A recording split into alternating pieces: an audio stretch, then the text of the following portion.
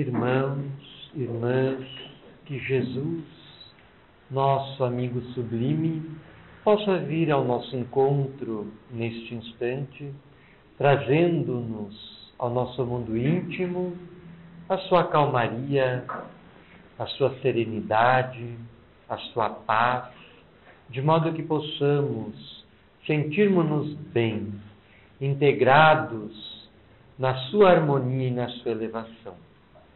O Cristo, quando esteve presente na Terra, cumprindo a sua missão divina de trazer aos seres humanos uma doutrina renovadora, uma mensagem dos céus para as inquietações terrenas, ensinou a busca da felicidade, mas não a felicidade apoiada nas questiúnculas transitórias da terra, e sim uma felicidade sem jaça, inalterável e que se encontra nas vastidões do nosso eu, além do nosso ego, do nosso personalismo, dos nossos exclusivismos, repousando no fundo da nossa alma, do nosso espírito.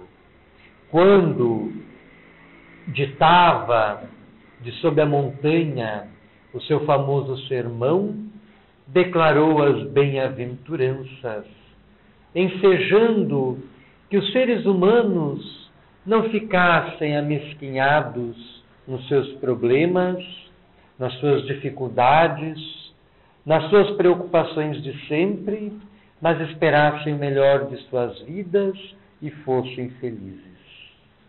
A doutrina espírita, passados 18 séculos da peregrinação do Cristo pela Terra, trouxe, 19 séculos dizemos, corrigimos, trouxe-nos a mesma mensagem do Cristo, renovado ao entendimento atual, consagrando-nos o princípio da felicidade como meta essencial para as nossas existências, mas subordinando-o diretamente ao nosso comportamento interior, ao nosso mundo interior.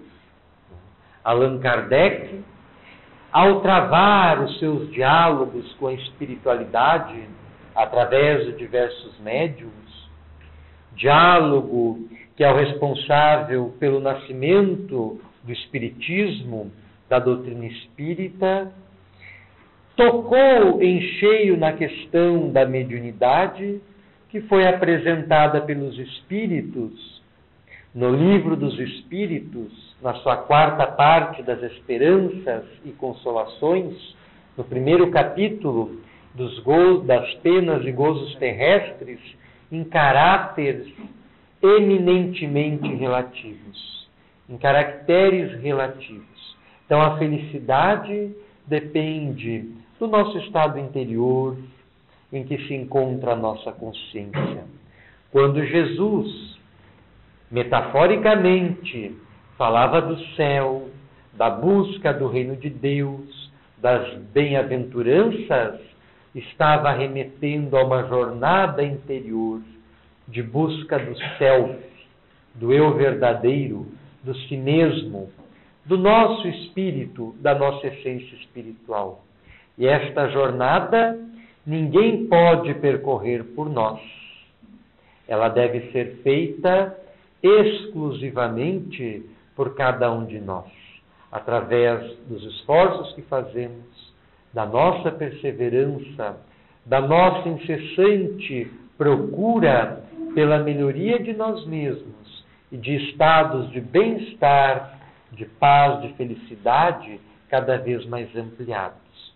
Nesse sentido, as correntes psicológicas modernas também se propõem, através dos seus estudos, das suas luzes, das suas terapias, das suas psicoterapias, propor ao ser humano um caminho para que, ao encontrar-se consigo mesmo, descubra também a sua felicidade interior, que, repetimos, ela deve ser inalterável, já que não pode estar atrelada às coisas exteriores, às coisas que estão fora de nós.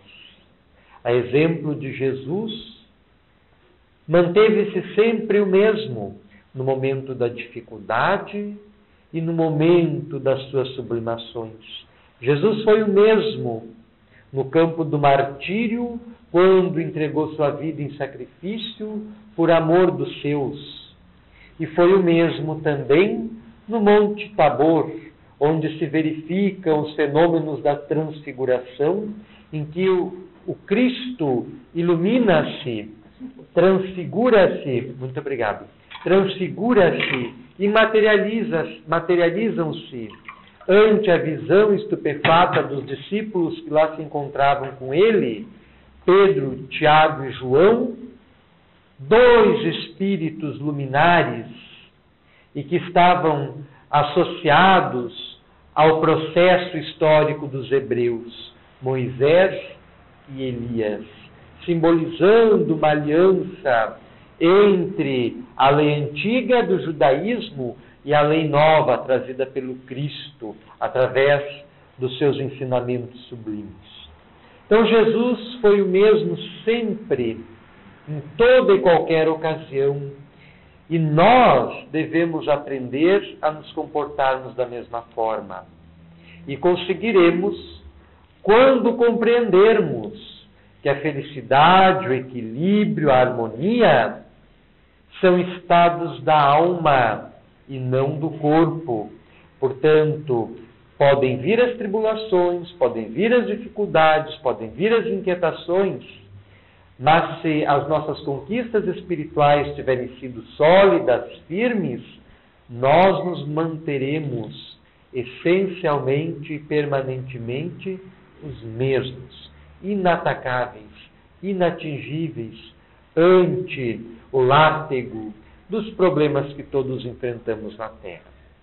Então, as correntes psicológicas da atualidade também propõem alternativas para que o ser humano, gozando de saúde psicológica, possa experimentar também a felicidade. Um grande psicólogo, doutor em psicologia, PhD em psicologia, David Niven, professor numa universidade norte-americana, na Flórida, preocupado em vulgarizar os conhecimentos psicológicos voltados para a felicidade, e que ele foi buscar em tratados por demais complexos para aqueles que não são iniciados nas disciplinas psicológicas, escreveu uma obra muito interessante chamada Os 100 Segredos das Pessoas Felizes, que é uma obra classificada muitas vezes como literatura de autoajuda, mas que é calcada, é apoiada em pesquisas científicas feitas por eminentes estudiosos da matéria. E nós destacamos 10 destes segredos para irmos conversando, tecendo alguns rápidos comentários em torno de cada um deles. Então, o primeiro segredo que ele nos revela é o seguinte: arranje um passatempo.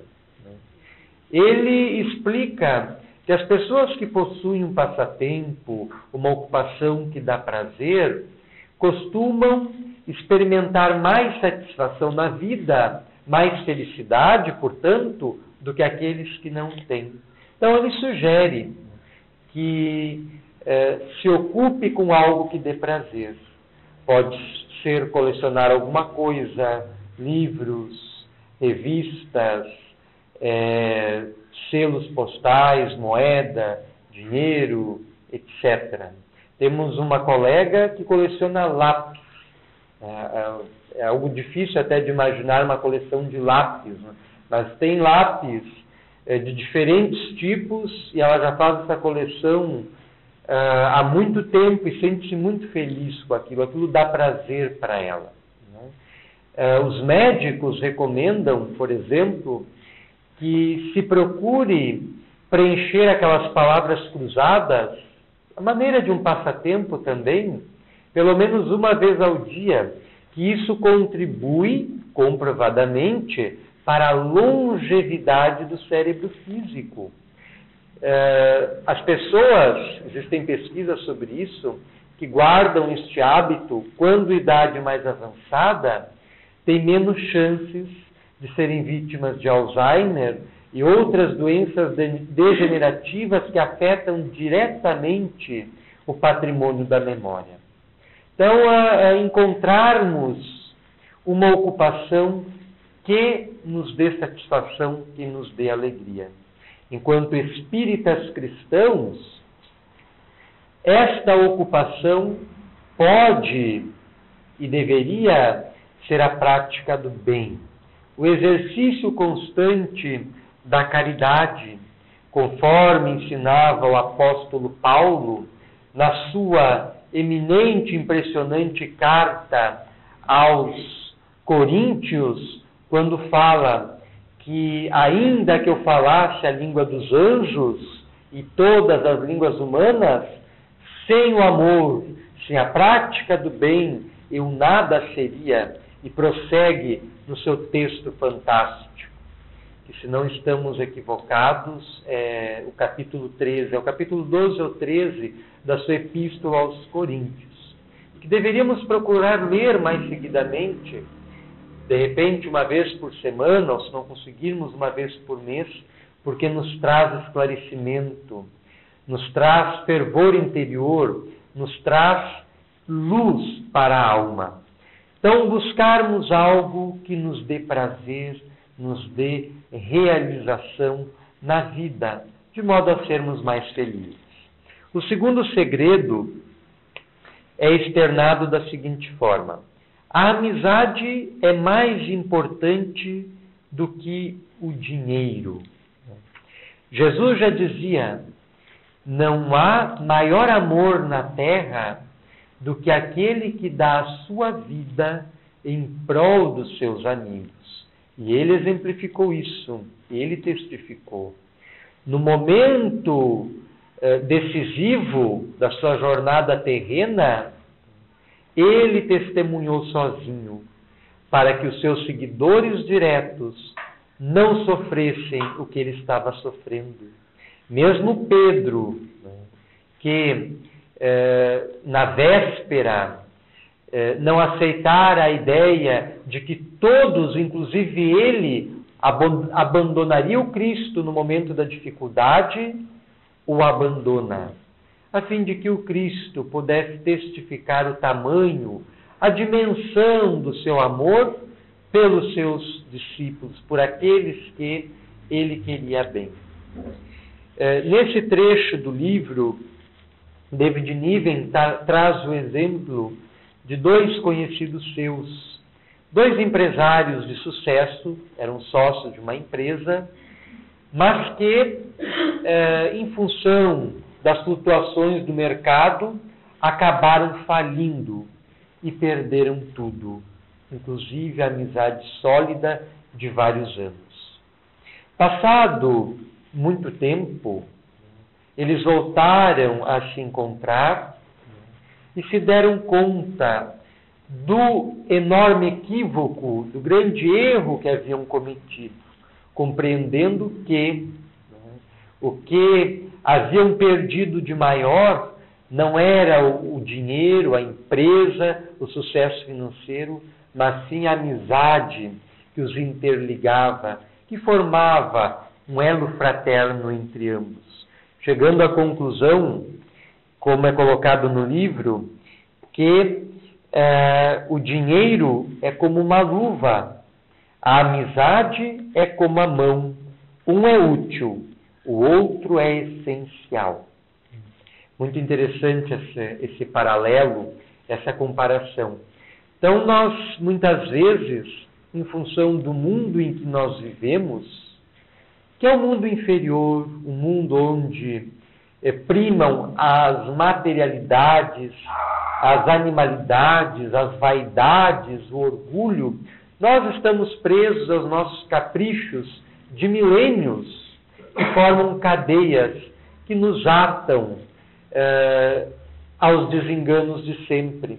E temos dificuldade para dar o valor real para as amizades que nós temos, cultivando-as, qual jardineiro primoroso cultiva um jardim de belas flores e plantas.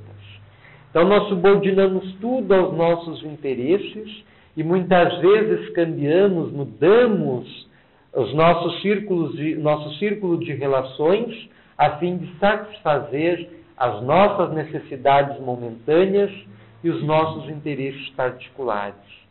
Então nós acabamos sacrificando a amizade em função de caprichos pequenos, caprichos menores. E só vamos nos dar conta disso mais tarde. Quantos amigos nós acabamos perdendo e por responsabilidade nossa que se afastaram de nós e nós deixamos. Quando o Espírito Emmanuel nos recomenda que na vida uma das coisas mais importantes que deveríamos prezar deveria ser a plantação da simpatia. Plantar a simpatia em nossas vidas, semear a simpatia, a fim de construir um conjunto de relações sólidas para as nossas existências espirituais no corpo físico. O terceiro segredo: invejar os relacionamentos das outras pessoas é inútil.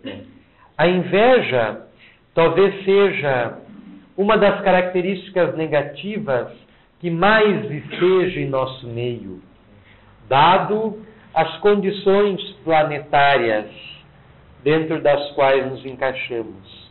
Então a inveja dimensiona a pequenez da nossa alma. Quanto maior a inveja, maior é a demonstração da pequenez do ser.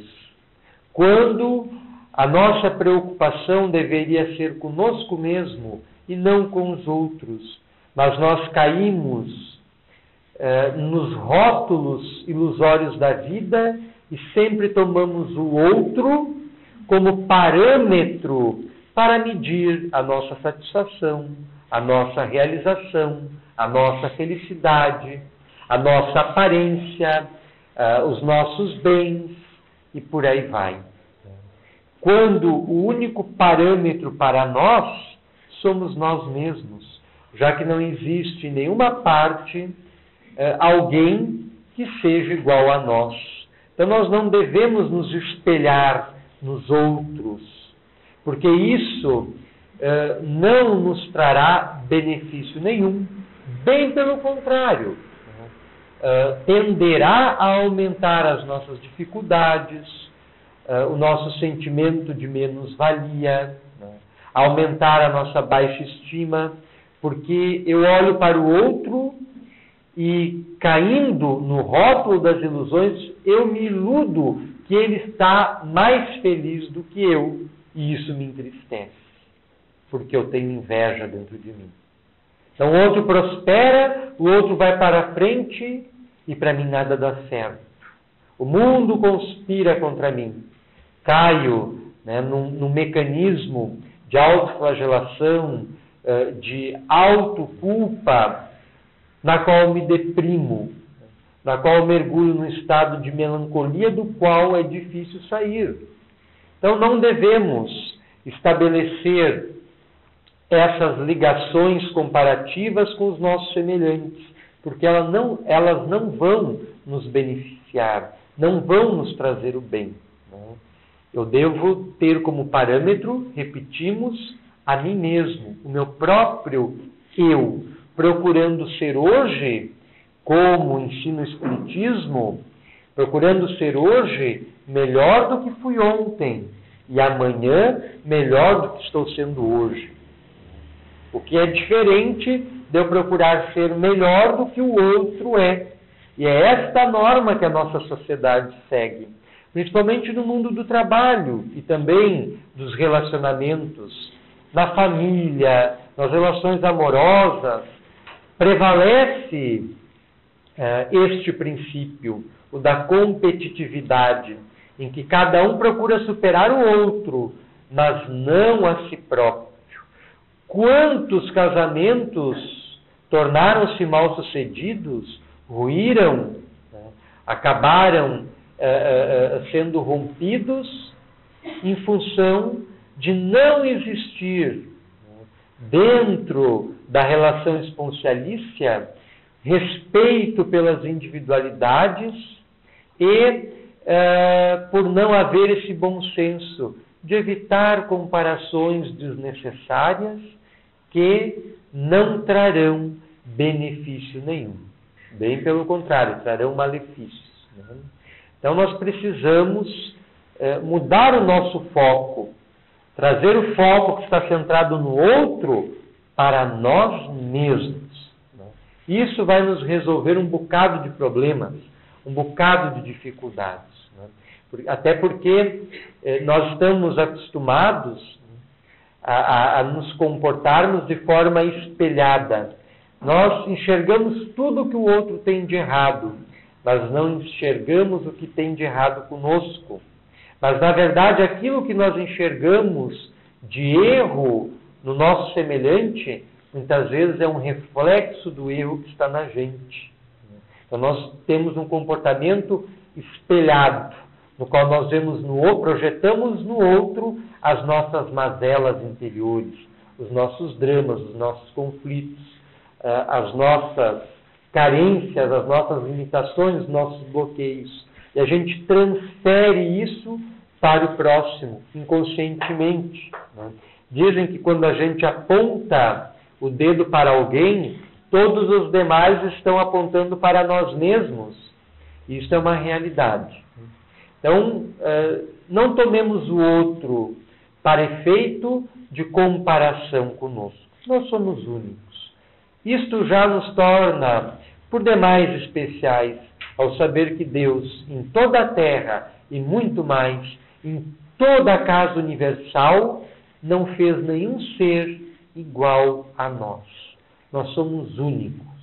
A nossa individualidade é única, o que nos torna, por si só, como uma obra de arte, que não tem preço porque não tem igual. Ela é única e nós somos assim. Né?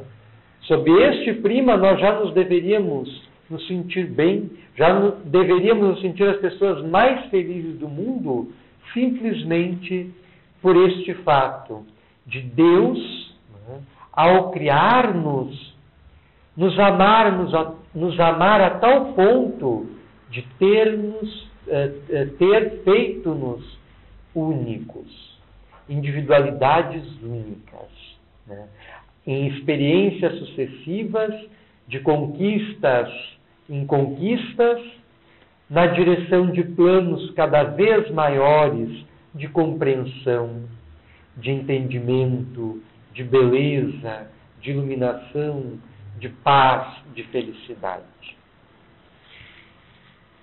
O quarto segredo, muito importante, acredite em si mesmo.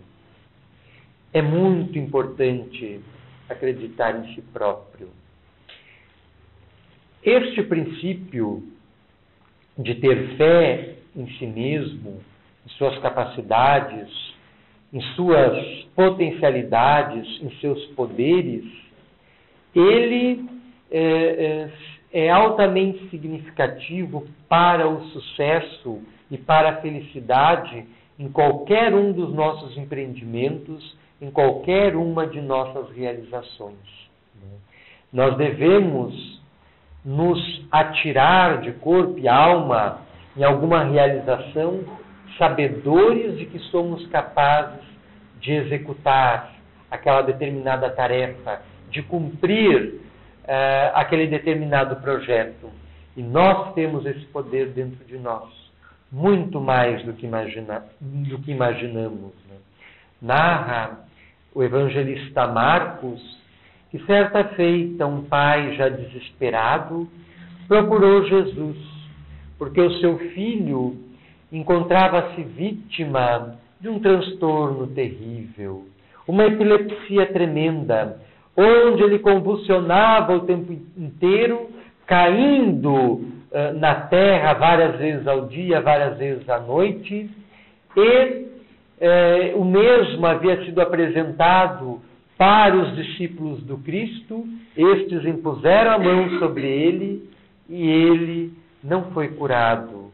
Continuou vítima daquele drama soez que o acompanhava desde tenra infância. E o homem, já condoído com as dificuldades do filho, com uma humildade impressionante, com uma fé muito grande, chega ao Cristo e pergunta: és capaz de curá-lo? Podes fazer isto pelo meu filho? E Jesus lhe responde da seguinte forma: se podes alguma coisa, tudo é possível àquele que crê. E Jesus deposita suas mãos sobre o enfermo, da mesma forma como fazemos em nossas casas espíritas, transfunde um conjunto de energias fisiopsíquicas, porque o passe não é outra coisa além disso, uma transfusão de energias físicas e espirituais, e restitui a saúde, o equilíbrio ao jovem convulsionado. E depois o Cristo explica aos seus discípulos na intimidade, já que eles questionam porque não haviam conseguido solucionar o problema, que aquele jovem era vítima de um processo obsessivo e que era necessário ter autoridade moral a fim de romper aquele elo negativo existente entre a entidade obsessiva e o jovem obsedado, para que o equilíbrio se restabelecesse. E Jesus recomenda aos seus discípulos o jejum. E esse jejum, nós temos a mania de interpretar tudo literalmente, não é só deixar de comer. O jejum também é um jejum espiritual, de tentarmos ter autocontrole, de melhorarmos o nosso íntimo, não pensarmos tantas bobagens, não falarmos coisas que não deveríamos falar e muito menos fazer o que não deveríamos fazer. Então, Jesus recomenda o jejum, que pode ser interpretado como uma conduta reta, né? Uma conduta ideal pautada pelas leis cósmicas, pelas leis universais, pelas leis divinas que Jesus vinha revelar e dar a entender. E a oração, que é essa comunhão direta com o Criador, com a potência de todas as potências, o poder de todos os poderes. E Jesus pergunta: se podes alguma coisa, tudo é possível àquele que crê. E grande parte dos nossos problemas repousa na nossa descrença interna, porque nós desconhecemos as potencialidades do nosso ser. Nós ignoramos as dimensões internas do nosso eu e não travamos desta forma conhecimento com os nossos poderes, as nossas forças, as nossas habilidades, as nossas funções interiores. E nós precisamos aprender a trabalhar isso, a espiritualizarmos-nos a cada passo do caminho que seguimos, a cada momento de nossas vidas, a fim de conseguirmos lidar melhor com as situações da nossa vida, com as dificuldades, com os problemas, etc. Às vezes as pessoas procuram uma casa de oração, como as casas espíritas, na expectativa de se livrarem dos problemas. Isso é uma postura equivocada. Quem vem para a casa espírita com esse objetivo, com esse propósito, logo se frustra, porque a casa espírita, o espiritismo em si, não resolvem problema de ninguém.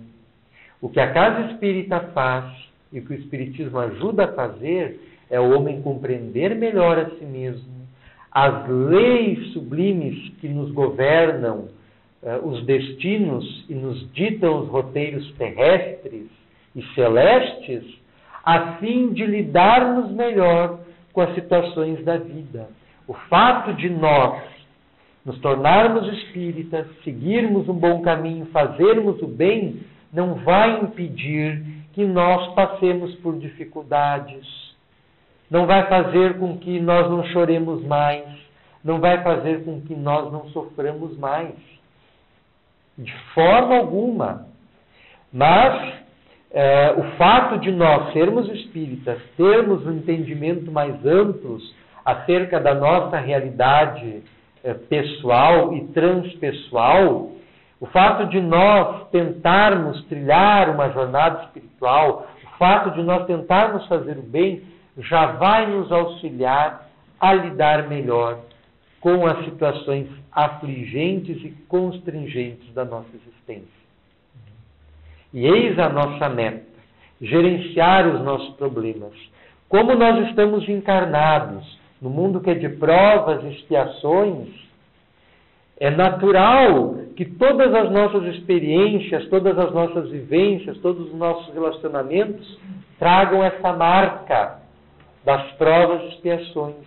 Mas nós precisamos gerenciá-las, precisamos lidar com elas. Então, acreditar em si mesmo é, sem dúvida nenhuma, uma lição que nós precisamos aprender, a fim de conseguirmos superar nossos problemas. Essa afirmação do Cristo se encontra no Evangelho de Marcos, no capítulo 9, no versículo 23. Se podes alguma coisa, tudo é possível àquele que crê.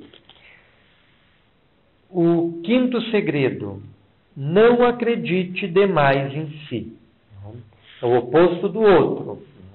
Nós devemos seguir a sugestão de Siddhartha Gautama, Buda, que viveu alguns séculos antes do Cristo e que, em seu processo de espiritualização, ele nasceu na opulência, na riqueza, um extremo da vida, e abriu mão de tudo, a suprema renúncia, para abraçar o caminho da mortificação, do ascetismo. Não comia por vários dias, andava andrajoso, seguia os caminhos propostos por inúmeros gurus do Nepal e da Índia, até que, após não encontrar a paz consigo mesmo, nem na abastança, na opulência, nem como na extrema carência, na extrema pobreza, ele se auto-ilumina e descobre que o segredo da espiritualidade encontra-se no equilíbrio, no caminho do meio que ele sugere.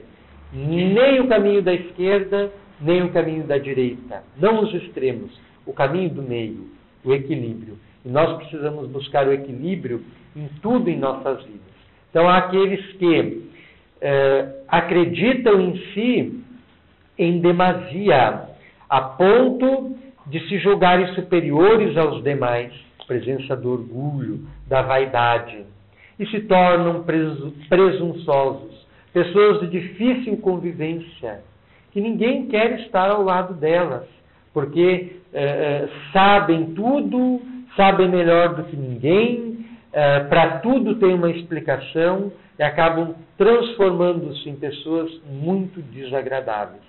Então, a crença demasiada em si pode levar à presunção, o que é muito perigoso, porque vai afastar as pessoas que convivem conosco e que nos querem bem. Então, o caminho do meio, do equilíbrio, acreditar em nosso poder, acreditar que somos capazes, mas sem cair nestas armadilhas do orgulho, da vaidade, da presunção, julgando-nos melhores do que os outros.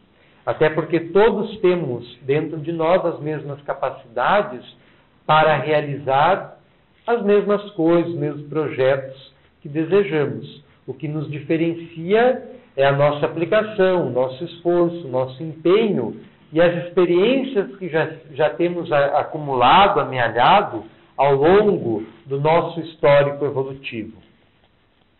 O sexto segredo: tome um tempo para adaptar-se às mudanças. As mudanças são essenciais em nossa vida, mas nós precisamos permitir que elas se efetuem de forma lenta, paulatina, de modo a não nos criar muitos transtornos, muitos conflitos, e que a nossa adaptação a ela se dê de forma calma, de forma serena. E a mudança é fundamental. Nós crescemos através de mudanças. Nós viemos para cá, para a Terra, com o objetivo de mudarmos. Se nós passamos uma existência inteira aqui e não mudamos em nada, esta existência foi em vão. O nosso espírito estacionou. Ele retorna ao mundo espiritual do mesmo jeito em que lá se encontrava antes de vir para cá. Quando nós traçamos o nosso projeto evolutivo, desenhamos, junto com os arquitetos espirituais, os engenheiros da espiritualidade, os traços centrais da nossa existência, nós programamos situações que auxiliem a operar a mudança do nosso eu, a mudança da nossa alma. E nós viemos para cá para isso. Se nós cumprimos todos os passos da nossa jornada terrena, e em função de todas as circunstâncias e oportunidades que tivemos para mudar, nós não mudamos, nós retornamos para a espiritualidade do mesmo jeito. Então a mudança é essencial, mas nós precisamos dar um tempo para ela.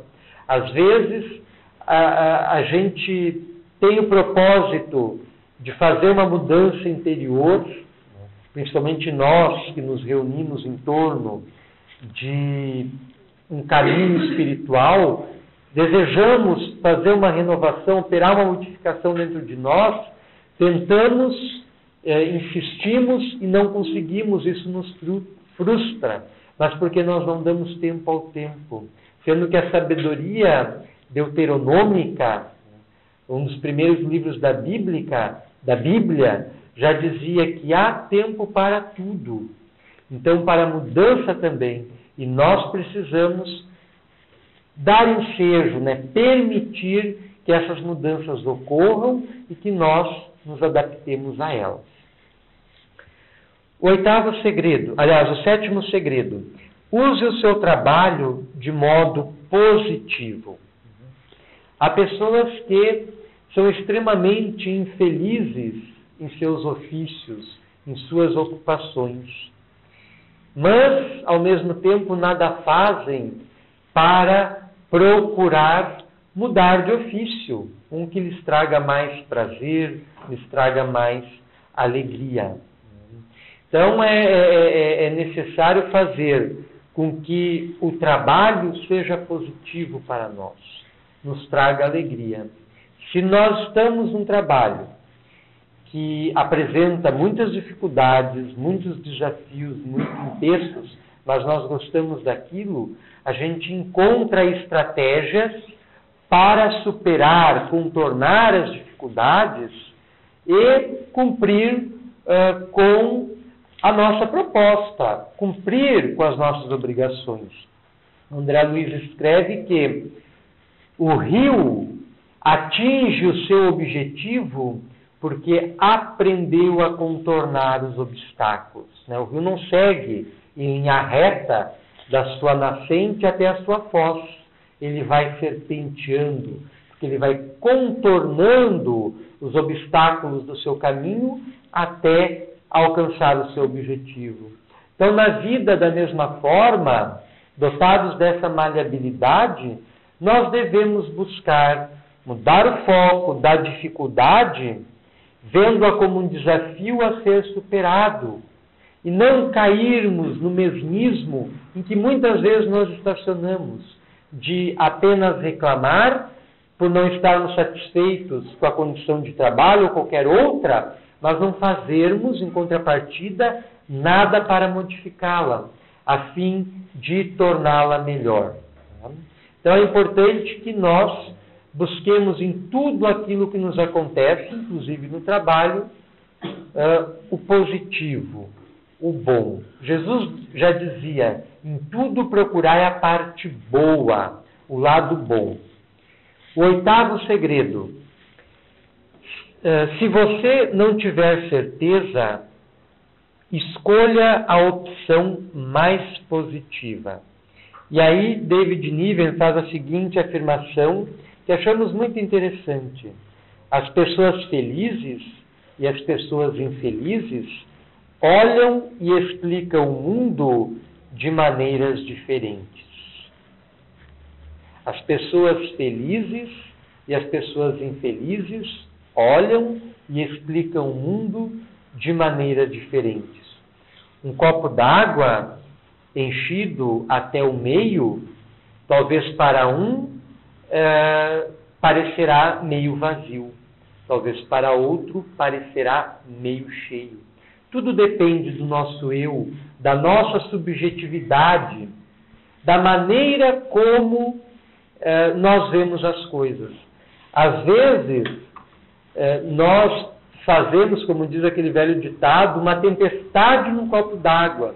E chega alguém que está ali no nosso lado e nos ensina como nós deveríamos fazer e resolve aquele problema, aquela dificuldade, na maior calma, com toda tranquilidade possível, que nós não tivemos para solucionar o problema. Então, tudo depende da nossa subjetividade, da nossa interioridade, da forma como o nosso eu avalia as coisas. E ele coloca no final desse capítulo que as pessoas infelizes, em cada 10 coisas que observam, têm a chance de 8 em cada 10 ver coisas ruins, o negativo. E ao contrário, as pessoas felizes, de 10 coisas, 10 fatos que lhes sucedem, que lhes acontecem, tem chance de 8 em cada 10 vezes de ver o lado bom, as coisas boas, o lado positivo. Então, tudo depende dos óculos que nós ajustamos à nossa visão, se o da infelicidade ou da felicidade. Porque, como Jesus já dizia, como todos os iniciados de todos os tempos ensinaram, e como o Espiritismo diz hoje, a psicologia diz hoje, a psiquiatria diz hoje, a felicidade é algo interior, está diretamente relacionada à nossa consciência. Então é uma forma de comportamento interno e não externo. O 9º segredo, compreenda que a satisfação completa não existe. Muito interessante essa afirmação. Compreenda que a satisfação completa não existe. A gente quer a felicidade completa. A gente quer a perfeição. Mas nós estamos num plano de limitação. Nós estamos num plano de provas e expiações. Nós estamos num plano que está diferente, está distante da completude, da perfeição, do ideal. Então, o ideal, a perfeição, o completo não são da terra. E nós não devemos procurar transformar a nossa vida, as nossas relações, o nosso casamento, os nossos filhos, no mais perfeito, no mais completo, no ideal. Devemos sim procurar melhorar sempre, mas não com o intuito de chegar à perfeição, porque jamais conseguiremos, uma vez que não é do plano das nossas consciências. O mesmo pergunta Allan Kardec aos espíritos, na questão 920. Pode o homem gozar de felicidade completa na Terra? E os espíritos respondem, não, pois que a vida lhe foi dada como prova ou expiação. Dele, porém, dependendo a suavização dos seus males e o ser tão feliz quanto possível na Terra. Que casa perfeitamente com o enunciado. Compreenda que a satisfação completa não existe. Então, a felicidade suprema, a felicidade perfeita, não é do nosso plano. Mas nós temos que ser tão felizes quanto nos seja possível, dentro dos limites existenciais em que nos encontramos. O décimo segredo. Cerque-se de perfumes agradáveis. Essa é uma questão interessante, né? Nós rompemos o nosso contato com a natureza, nos afastamos do mundo natural como se nós não fizéssemos parte dele. E nós somos produto da natureza. Como toda a natureza é produto de Deus. Então tudo faz parte das obras divinas. Mas nós rompemos as nossas ligações com a natureza e com o divino e precisamos resgatá-los. E o perfume, o aroma das plantas e das flores são um convite para refletirmos sobre a sublimidade da existência. E comprovadamente, esses aromas, esses cheiros agradáveis, exteriorizados por diversas plantas, diversas árvores, diversas flores, exercem uma função positiva dentro de nós, tanto física quanto espiritualmente, auxiliando-nos a nos sentirmos melhor. E muitos hospitais, nos Estados Unidos e até aqui no Brasil, se aplicam algumas técnicas de aromaterapia, porque se constatou que favorece a saúde, auxilia os doentes a recuperarem-se. Quantos médiums que são dotados de uma faculdade mediúnica bastante acentuada, presenciam a manifestação de espíritos através de odores característicos. Temos um amigo que conviveu algum tempo com o médium baiano Divaldo Pereira Franco, e em diversas oportunidades teve ensejo de presenciar, em função da presença de um determinado espírito, um odor inebriante de rosas. Conta-se que o espírito Sheila, sempre quando se manifestava através das faculdades medianímicas de Chico Xavier, inundava o ambiente da mesma forma, com um odor característico de rosas. Então, os perfumes são um convite à nossa melhoria. Como nos sentimos bem quando puxamos para dentro dos nossos pulmões um aroma, uma fragrância agradável. Né? E da mesma forma, a espiritualidade se serve desses recursos para nos beneficiar e nos ajudar. Então, estes 10 segredos são algumas sugestões a fim de que consigamos operar em nossas vidas uma transformação, de modo a nos tornarmos mais felizes, mais do que já o somos, fazendo com que em nossa consciência brilhe o sol divino do Cristo a alumiar-nos a senda, a fim de não nos perdermos nos descaminhos da existência e concretizarmos em nós as suas prometidas bem-aventuranças, realizando o reino de Deus no país, na intimidade das nossas almas. Agradecemos a generosa atenção de todos e rogamos a Jesus que nos abençoe e nos favoreça na realização de todos os nossos sonhos e projetos, contribuindo para a nossa felicidade integral.